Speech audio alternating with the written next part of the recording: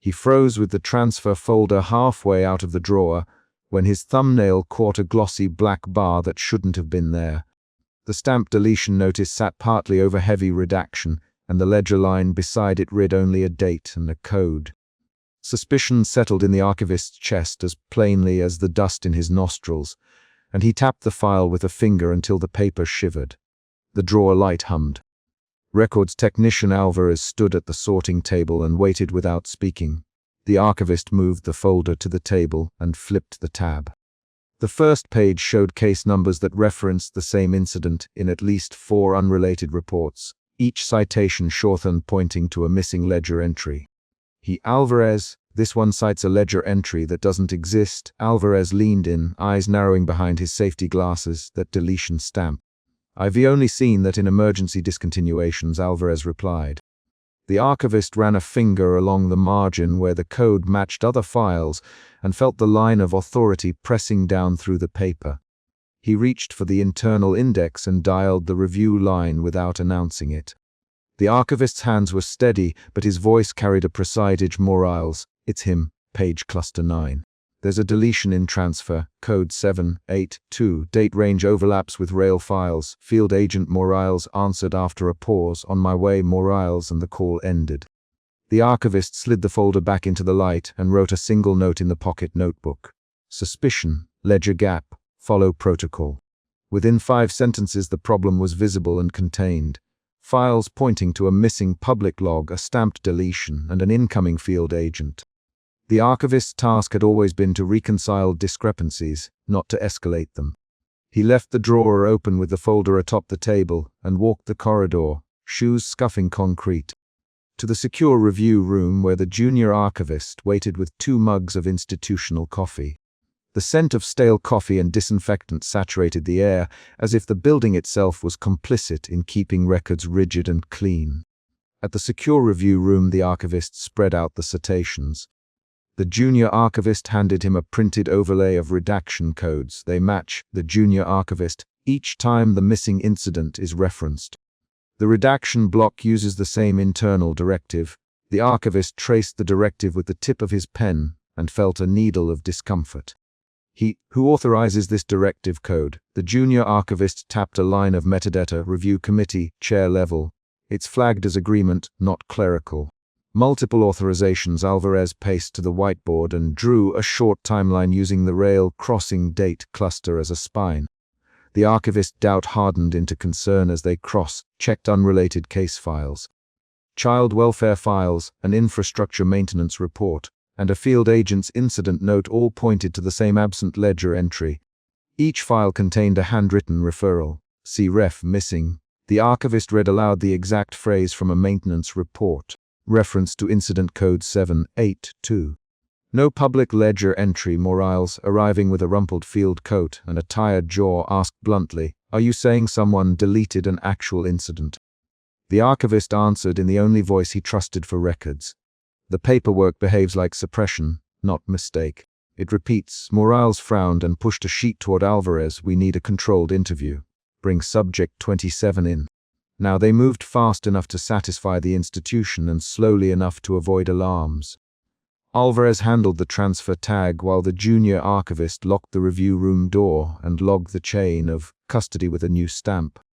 The archivist watched each signature and felt an internal shift from procedural calm to cautious agitation. He prepared the interview room, a single metal table, 2 chairs, a camera on standby, and a thin pad of paper with pre-approved prompts. Alvarez, record every reaction. Name, time, and physical movement only. Alvarez nodded and added, I'll note microactions. This became their shortened. Document the body when memory fails. They brought subject 27 in at night under a bureaucratic pretense of a welfare check. Subject 27 walked with a tense, economical step and sat with shoulders hunched, hood up, hands folded tight. The archivist read a brief preface of rights and restrictions, then asked the first question. Subject 27, do you recognize the date September 12th? Subject 27's eyes flicked to the table lamp and the mouth tightened. Aye, she began, then closed her hands harder around a small pendant on a cord, and the word stalled. The archivist noticed the pendant, bronze worn and threaded with mud in the groove. Where did you get that? Subject 27 traced the pendant with a thumb without looking up. Subject 20's habit of stopping mid-sentence worried Morales. Subject 27, you were named in multiple reports. Morales, we need clarity now. Subject 27's voice cut small and clipped. They asked not to talk about the crossing, she said. The archivist leaned forward. Who you that? Subject 27 looked away as if there were people in the room the others couldn't see. Her hands moved in a quick, practiced motion toward the door as though to measure distance. The archivist wrote, "Physical anchor, pendant." Gesture toward tracks. He felt the narrative pressure change. What had been missing in paper had a tactile echo in the survivor's possession. After the interview, the archivist demanded a vault search. Junior archivist and Alvarez moved through catalog aisles under low lights, scanning barcode strips and opening old boxes. The archivist's method was sequential. Index, match, authorization, stamp. He worked by steps and by memory of past procedures. The vault smelled like boiled metal and damp paper. In one box they found a review committee memo stamped with the same directive code and a short handwritten note. Review committee recommended discontinuation of public ledger entry. Seeing closed, the archivist's hand paused on the paper as if he could stop ink from doing its work. They traced the directive to a clustered date range and to the rural rail crossing listed in maintenance logs. The junior archivist called up an archived photograph of the crossing, rusted warning bars, a cracked sign, and an overturned child's scooter half buried in road grit. The archivist held the photograph and felt a different kind of proof than the ledger could provide. This photograph should be in public evidence, Alvarez replied. Someone redacted the file's path. The digital trace stops here. The archivist tapped the top of his notebook. If someone ordered suppression, it's not clerical. It's intentional. He called the review committee chair on a secure line, and the voice that answered was soft and direct. Chair, this is the archivist. We have repeated references to a missing entry, code 782. We need authorization records. The chair's voice cooled. Archivist, we prefer you cease unauthorized digging. The archivist responded. Chair, there are physical tokens and a survivor. I need clarity. There was a pause long enough that the archivist counted the lamp hum. Archivist, the chair finally, some records are discontinued for national concerns. Stop this line of inquiry, Morales interjected through the line. Chair, subject 27 shows a pendant matching a missing photograph. The chair's voice clipped. Field Agent Morales, you re-instructed to de-escalate. This line is closed. The archivist hung up with a hand that trembled slightly. The call left everyone in the room moving differently. Alvarez shut his jaw, and the junior archivist erased the evidence of their search from the staging table as if exposure itself invited retribution. Morales paced and then reported aloud a choice. We can follow procedure and file for formal review, or we can look at the restricted terminal for a moment and see what the original ledger held. The archivist watched Morales's face and saw the quick calculation shift. If the chair already warned us, the archivist, voice measured, we risk more than procedure. But the ledger might show victims, Morales answered. Then we risk it. For the victims, Alvarez nodded once, and they moved to the restricted terminal. They forced access after hours. The archivist logged in with Alvarez's temporary override, and the screen unrolled a history of edits like an old wound. The ledger entry materialized as a line of black bars that began to auto-delete as they watched, the cursor blinking over the margin.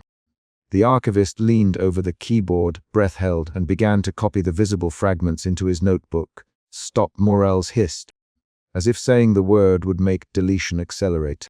The ledger's redaction bars dropped away in staggered pulses, revealing a single fragmented line. A child unaccounted, rail crossing, custody transfer, and then another block of deletion. The archivist snapped a photo of the screen with his phone.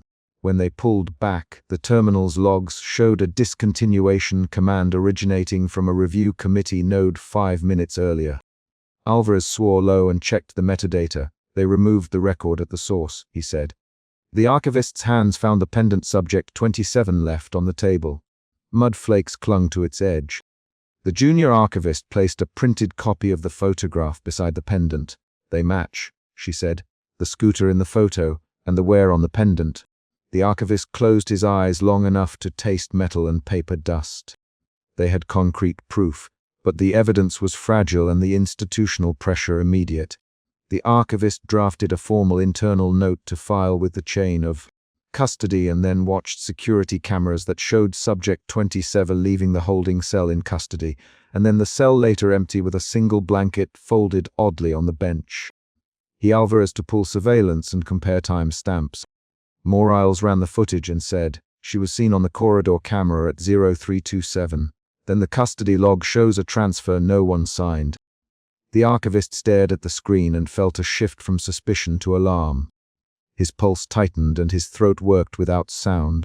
They confronted the committee by protocol and got an emergency discontinuation notice stamped across the archive floor. The archivist was called to a secure line where the chair read the discontinuation out loud and insisted on a non-disclosure signature. Sign the ender, the chair. This is for the integrity of operations. The archivist looked at the document and at the line for his signature. Morales whispered, "You don't have to sign it here." The archivist hesitated, touched the paper, and then scrawled his name because the paper would vanish if he refused. He wrote with a hand that tremored and then steadied. When he finished, he slid the pen across the desk. The archivist left the building with his badge deactivated for review and a copy of the single fragmented ledger line burned into his memory. The junior archivist handed him a sealed envelope with a typed note, file pulled. Further access revoked. He opened it in a public stairwell and found a single printed photograph and a small strip of redaction tape. The photograph showed the rail crossing at night and a silhouette beyond the tracks.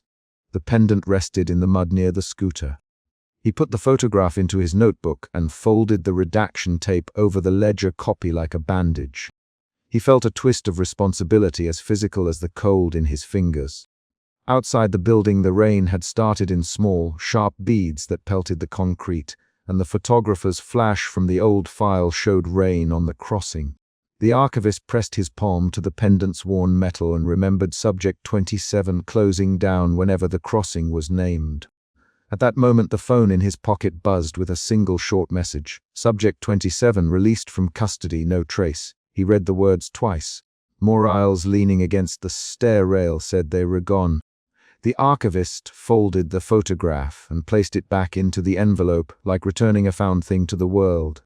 He kept the redaction tape between his fingers. A mini cliffhanger occurred when Alvarez called, voice low. Archivist, surveillance feed just flipped to static and then shows an empty cell. No transfer on logs. The camera stopped at 0345. The archivist looked up and saw the train tracks outside the building recede into night.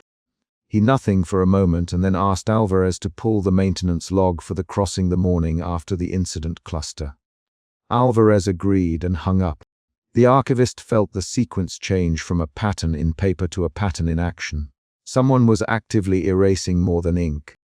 He returned to the archive the next day under assignment and found the staging table that had held the folder tidied and the deletion stamp fresh in the drawer.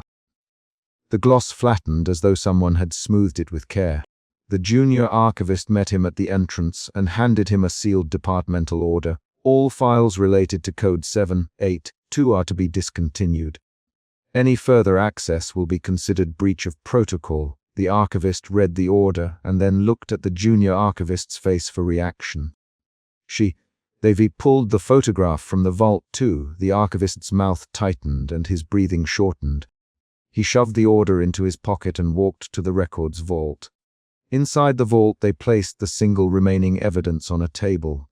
The pendant, the scooter photograph, and a printed ledger fragment with a torn margin. Morales stood there with his coat draped over one arm. We can file an external complaint to oversight, but oversight reports back to the same chair. The archivist looked at Morales and replied, "Then we document everything and preserve copies off-site." Morales hesitated. "You will risk your clearance," he said.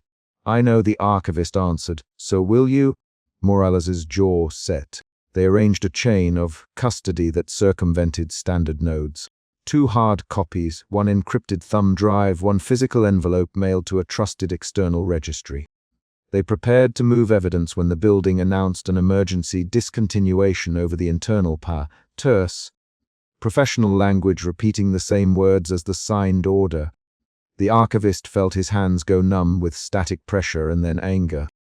He turned and found the security monitors cycling through camera feeds, each one flickering, then returning to normal. The junior archivist, someone's pulling the footage. Alvarez checked the terminal and said, "A remote wipe command hit the archive network.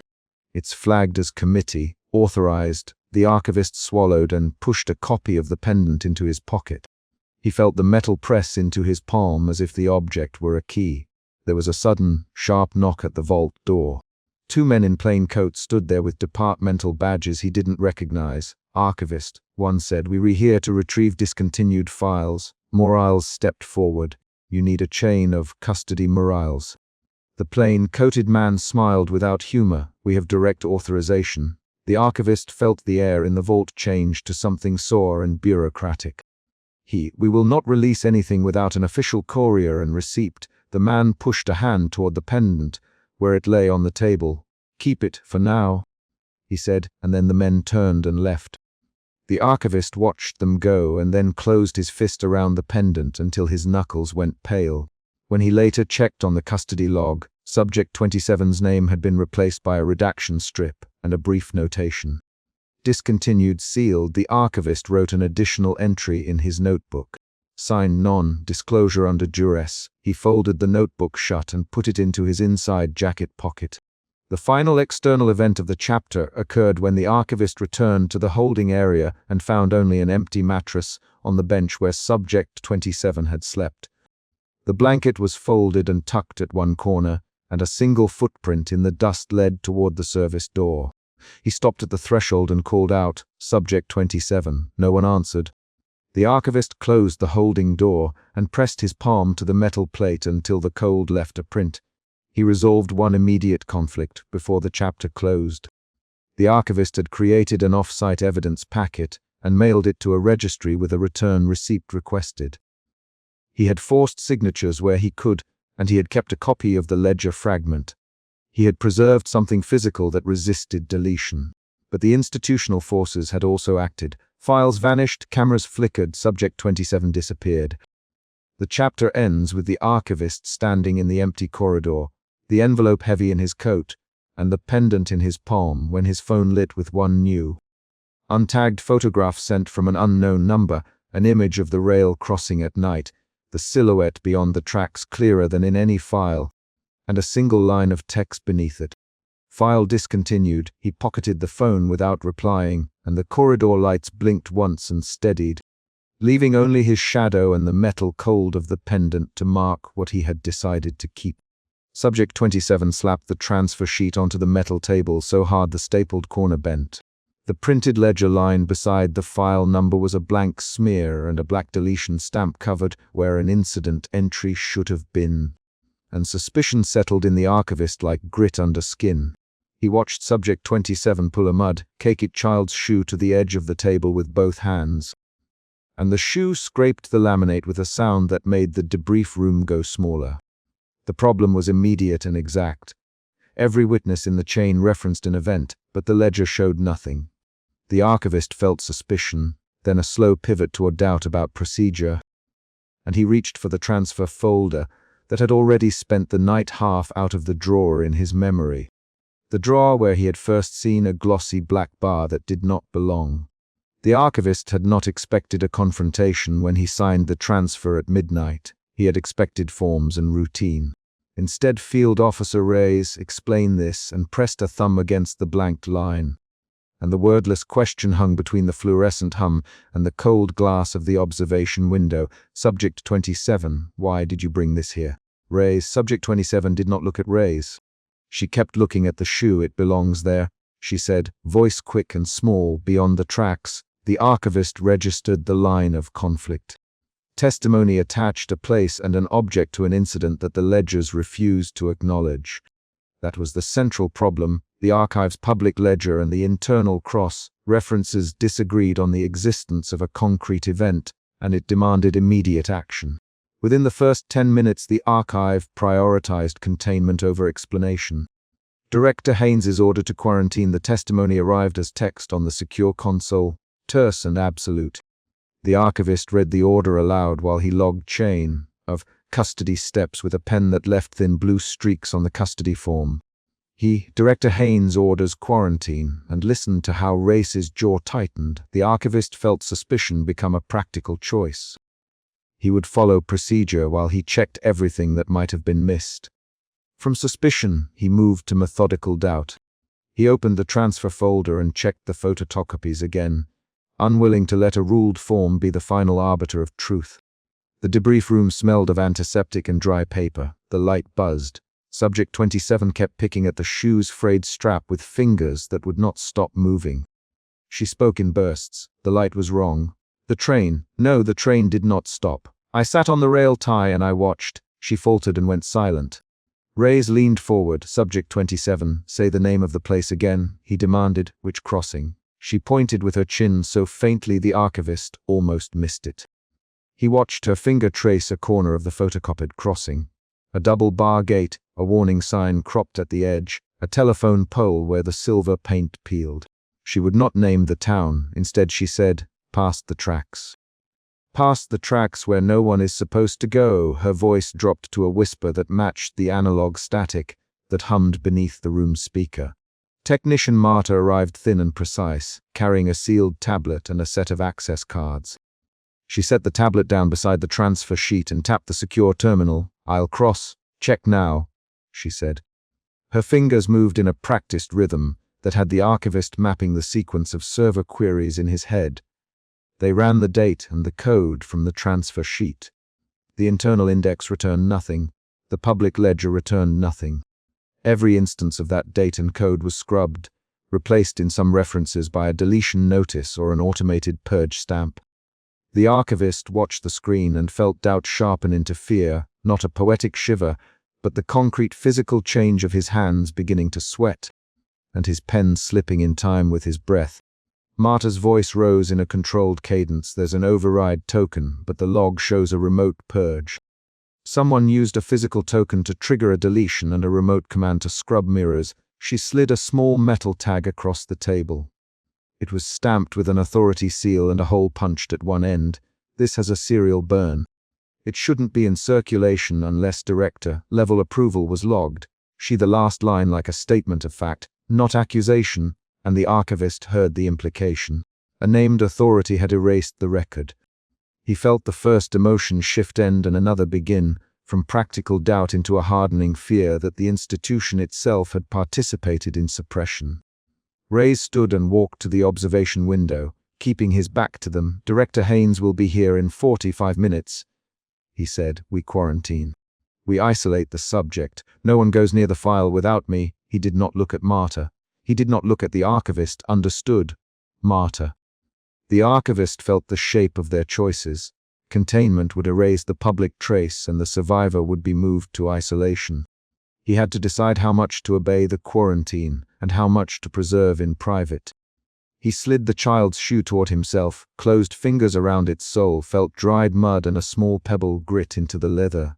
The shoe smelled of damp earth. Marta and the archivist moved to a terminal in the classified reporting room. The camera on the wall tracked their movements in a slow, institutional sweep. The archivist himself to treat everything as evidence, to count each motion and each keystroke.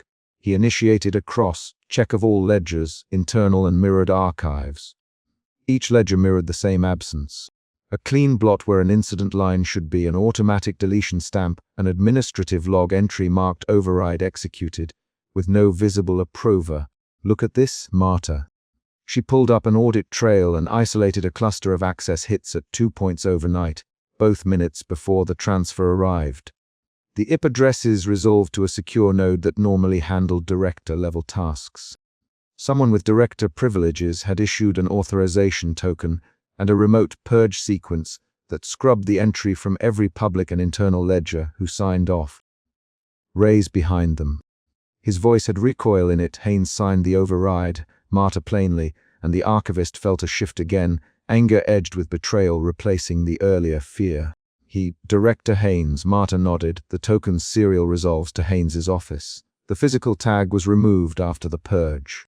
Logs were tampered with to remove the manual entry, the room filled with action. Commands typed, files pulled offline, a secure copy made. The archivist copied lines by hand into his pocket notebook, folding pages carefully, so that the archive's official system could not mark his notes. Subject 27's testimony remained inconsistent, a jagged thread. In the interview room, she produced the photocopy of the crossing and set the child's shoe on the table. There was a light that, she began, and then stopped as if listening to something behind the wall. Reyes leaned in. Listen, he said. Listen to what? Subject 27 did not answer. She closed her eyes and breathed shallowly. The archivist watched her hands, the constant small movements that never stopped. He reached for the photocopy and tapped the telephone pole in the photo with a fingertip. The pole had a sticker that read, County Maintenance 04, and a hand-scrawled number. The shoelace had mud-dried into ridges that matched the pattern of the gravel in the photograph. Those concrete matches tightened the case. An object, a place, a physical anchor. The archivist felt the rational pieces align and then an emotional tilt. From anger into resolve to preserve what he could. Marta kept working. She found a secondary trace buried in a redundant analog backup. A corrupted tape tagged with the transfer code, physically buckled along one edge. It won't play cleanly, she said. But we can run a playback on the analog rig in the archive room. The archivist followed her with the tape like a priest following an object to its altar. They moved down the corridor to the playback room where the projector light had a filmic edge, and the walls smelled faintly of magnetic tape and glue. The archivist threaded the tape with hands that did not tremble at first. By the time the head engaged, he could feel his breathing turn to a measured cadence. They powered the deck. The first frames were grain and static, then a single frame held. A silhouette beyond a crossing gate, fingers on the gate rail, a child's shoe in the foreground. The audio was layered with wind and a shallow breathing pattern that matched Subject 27's breath in the debrief room. The frame shifted and the archivist heard Subject 27's voice from the recording, not clear words, but a rhythm of exhalation that matched her now. The archivist put his ear closer to the speaker and felt the sound as pressure. Marta leaned in. It's her breathing, she said. It's the same pattern. Reyes stood rigid. Who recorded this? He asked. No answer came. The tape's metadata was partially corrupted, and the header had been overwritten by that same deletion tag they'd seen in the files. The archivist felt a surge of something he did not want to name, an anger that moved his hands to reach for the controller and slow the reel. He pushed frame by frame and watched the silhouette beyond the tracks resolve into a hunched figure that turned its head toward the camera. The curve of the head was wrong, not human in proportion, and the archivist felt a reaction in his throat, a dry tightness that moved his speculation into a more specific terror. The playback ended with a surge of analog static. The monitors flickered. The lights in the room dipped for a fraction of a second and returned with a low electrical taste in the air. When the image returned to the ledger terminal they had left active, the blank ledger line filled with a smeared, unreadable entry. Black ink that bled into the page and then smudged into an illegible smear as if something physical had brushed the paper. Subject 27 went silent in the debrief room. The archivist felt the climax. The institutional denial had been met by a physical manifestation that could not be logged away by a stamp. He saw Marta's hand clench on the tape feed, raise his mouth open and close, and the archivist felt his own body perform a single, practical movement. He reached for his private notebook and pushed it into his jacket. Director Haynes arrived with a corridor of aides and a steel-voiced briefness that smelled of policy. Haynes did not look surprised when informed of the tape. His face remained controlled. Quarantine now, he said, voice flat, file discontinued, no copies retained. Case closed pending internal review, Reyes argued, rapid back and forth lines sounding in clipped bursts. Haynes, you can't just protocol, Haynes replied.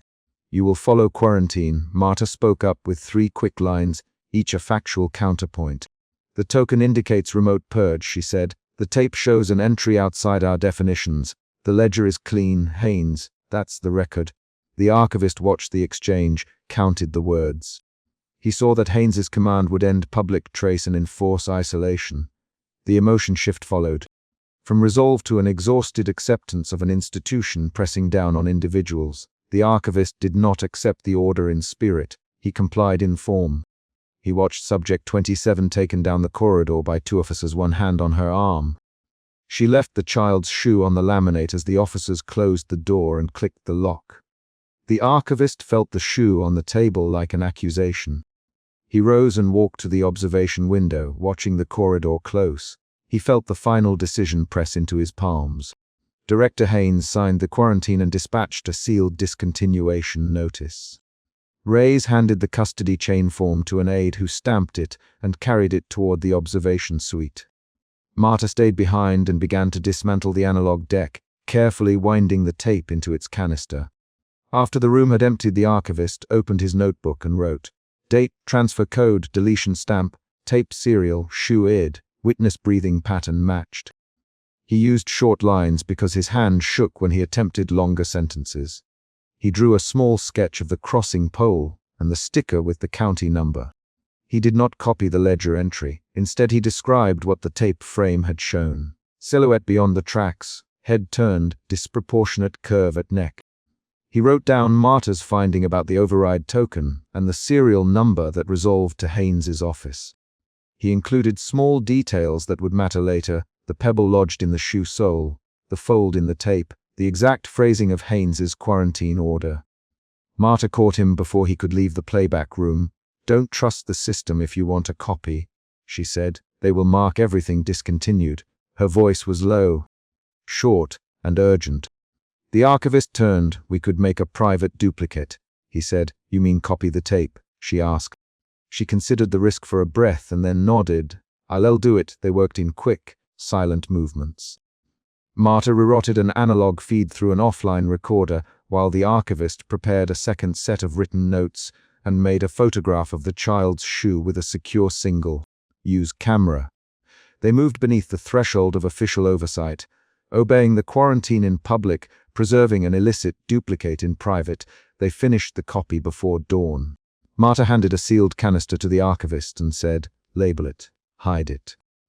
Don't put it in a system." The archivist wrapped the canister in a brown envelope and placed it into the lined inner pocket of his coat.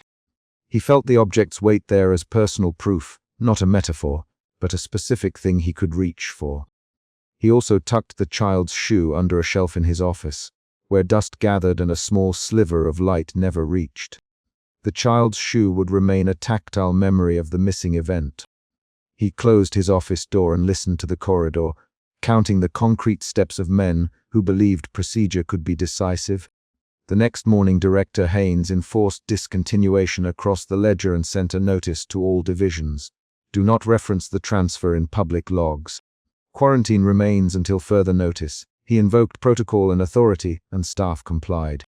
The archivist watched the ledger entries accept the deletion like a machine swallowing a screw. He felt a last, slow emotion shift. From betrayal into a cold determination to preserve a private record. He had tried suspicion, methodical doubt, fear, and anger. He now chose clandestine preservation.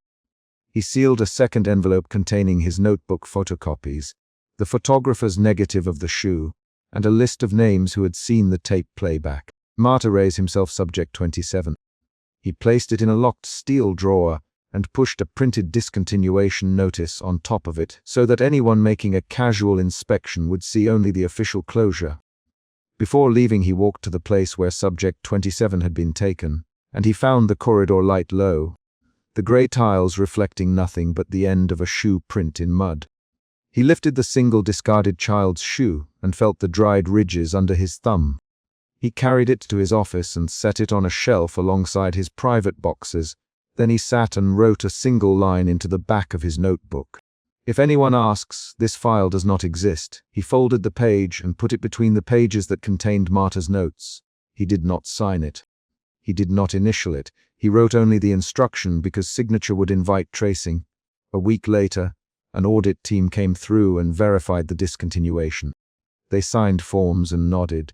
Director Haynes made a public statement to a small, internal audience that the discontinuation was a regrettable but necessary quarantine. Reyes returned to his field duties with a rigid step. Marta transferred to a server oversight post, an outward sign that she had been moved, not removed. Subject 27 remained in isolation, and the archivist heard rumors that she had been moved to a long-term facility under a different designation. The archivist's private copy remained in his drawer. He had arranged for a trusted courier outside of the chain to receive a sealed envelope with duplicates of his notes and a single frame from the tape. He had made the decision to disperse the evidence rather than rely on a single system that could be purged. The archivist knew he would be watched. He managed his behavior accordingly: short sentences on forms, mechanical timetables, extra stapling on routine documents. He also placed 2 concrete traps for future auditors, small discrepancies that might lead someone persistent to pry deeper. A contradictory custody stamp that suggested an extra transfer, a misfiled maintenance receipt that hinted at physical movement of tapes. Those were not metaphors. They were deliberate, physical cues he placed into the archive's paper flow so that an investigator with time and patience might find a trail. He did not expect immediate justice. He expected a long delay and perhaps no public resolution. But he also expected that an actual record, the taped frame, the shoe, his notes, would persist in the world outside the ledger. Late one night, months after the discontinuation, the archivist sat with Marta in the playback room and watched the copied tape once more in private. They did not speak much. Speech in that hour would likely be recorded. The image on the screen held steady for a longer second. The silhouette beyond the tracks, the child's shoe in the foreground, a cracked reflectivity on the crossing gate that showed a partial face in the reflection. Marta paused the frame. "Look at the reflection," she said. "It's not just the figure." She pointed with a finger to the white chip in the gate where the paint had flaked. The archivist leaned in and saw a blurred, partial face reversed in metal, an outline of lips and a scar that matched the crescent, shaped scar on subject 27's temple. That single detail tied subject 27 to the frame in a way testimony alone had not. It was a twist that changed the meaning of prior events. The survivor's presence was not merely recollection. She had been physically present in the recorded moment. They catalogued the frame, logged the copied tape in his notebook, and placed a duplicate in a courier envelope scheduled for a recipient outside the institution. The archivist wrote the name in his head and then crossed it out before he put it on paper. He did not want a trace that could be used to connect him to the leak. He gave Marta a folded page with a single instruction: "When safe, contact this number." She read it and tucked it into her own wallet with the same care. She did not smile. She only said, "If they ask, we complied with protocol." The archivist nodded. "If they ask, we complied," he repeated. His voice was measured, but his hands fumbled the tape canister until Marta steadied it for him. In the end, Director Haynes maintained the discontinuation in the public ledger. The institution returned to its rhythms, but the archivist had done what he could. He had preserved a private archive of material that contradicted the official nothingness. He had recorded dates, names, physical objects, and photographic evidence. He had placed the shoe under his shelf and placed a copy with an outside courier. He had delayed the administrative erasure by hours, then by days, then by weeks, until the physical evidence had left the chain of custody the institution controlled. The chapter closed with a concrete situational beat rather than a speech. The archivist sealed the last envelope and walked it to courier drop at the far end of the municipal post lane, a narrow wooden box bolted under a street lamp. He slid the envelope through the slot, felt it catch for a moment on the inside edge, and then heard the soft thud as it fell into the darkness of the box.